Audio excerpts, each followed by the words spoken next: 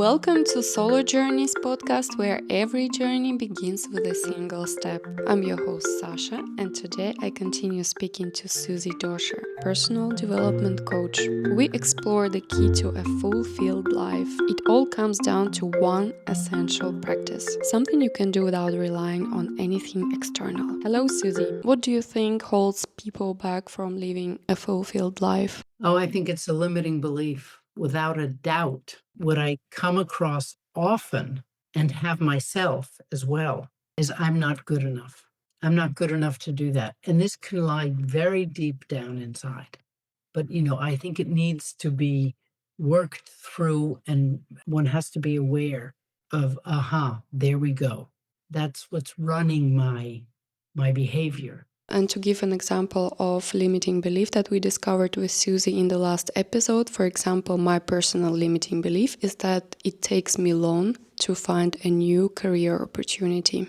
Or maybe you avoid speaking up in a meeting because you fear you will sound silly.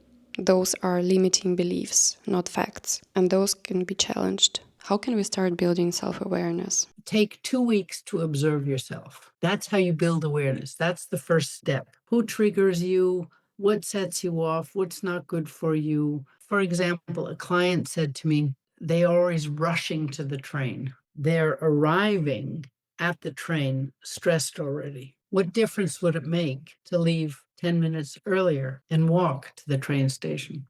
So let's say this particular person during those 2 weeks noticed, because we had talked about it, that arriving at the train was stressful and that the person was always stressed. And it could be for all sorts of reasons. And it's really only about getting up 10 minutes earlier. That is how you would raise your awareness. Get to know yourself. Know what is good for you. Know what's bad for you. For example, I love to go swimming or walking. Some days I really don't feel like it. Really don't feel like it. I run my schedule through my day and I'm thinking, no, I need to go out because I'm spending most of the day sitting or indoors and I can't do that.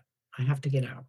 So then I tell myself, and this is to fool me, I tell myself, well, if I just go to the end of the block, just walk, 200-300 meters and back, at least I've gotten up. I've never only walked to the end of the block. I walk a bit further, but sometimes I walk slower. It doesn't matter. The point is, I raised my awareness to knowing what I needed to do that was good for me. Know what's good for you and what's bad for you. Be aware.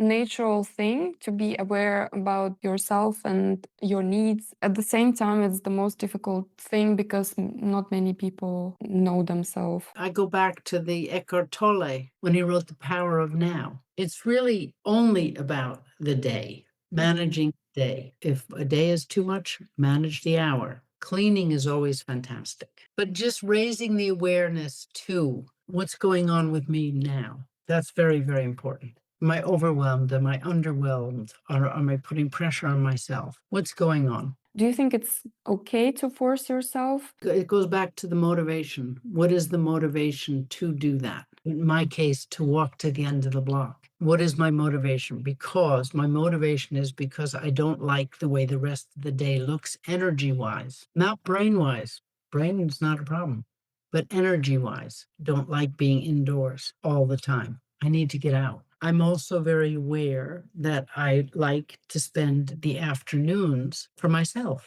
so I only work until 2:00, which is why I don't work with America anymore, because I don't want to. I'm too tired.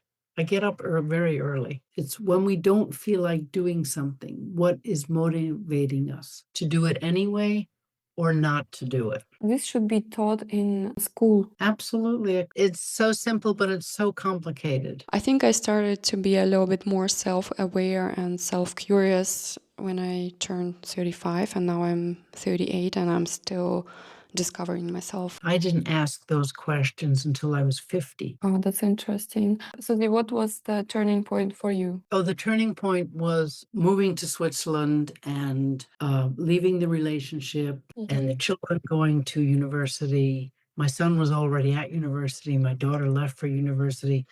And I started the coaching, which people had told me in England already, you should become a coach. This was 20-something years ago. The turning point was something had to give.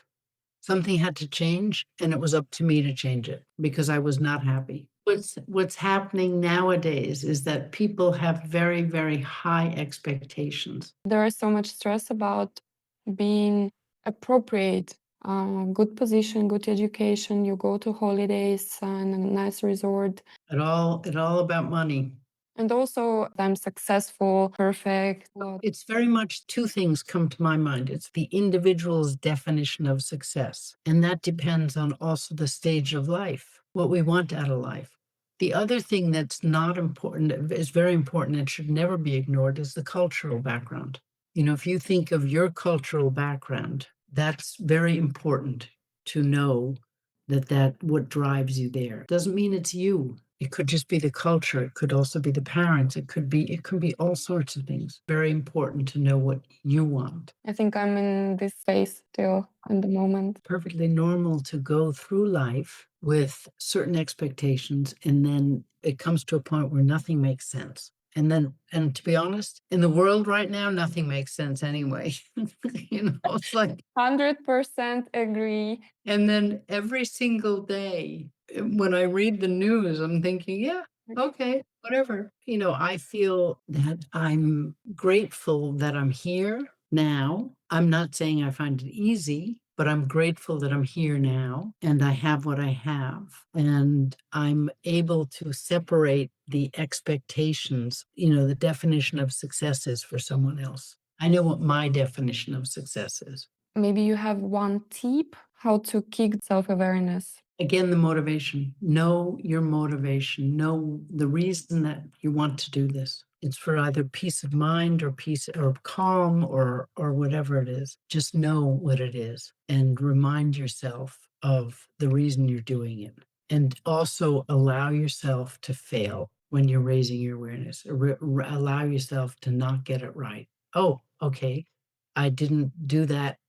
I stayed in bed this morning instead of going out, which is why I'm walking around, like a chicken without a head now. I can't focus, whatever it is. But the tip would be to know the reason you're doing this. Today, Susie reminded us that the biggest block to self-empowerment often comes from within, the belief that we are not good enough. The way forward starts with self-awareness. For 2 weeks, simply notice what triggers you, what drains you, and what energizes. Remember, knowing why has a potential to reset your motivation. And just as important, be kind to yourself. Failure is an opportunity to get to know yourself better. Your takeaway from today: becoming a captain of your own life starts with self-awareness. So ask yourself right now, what's one tiny action I can take today that's truly good for me? See you in next episodes.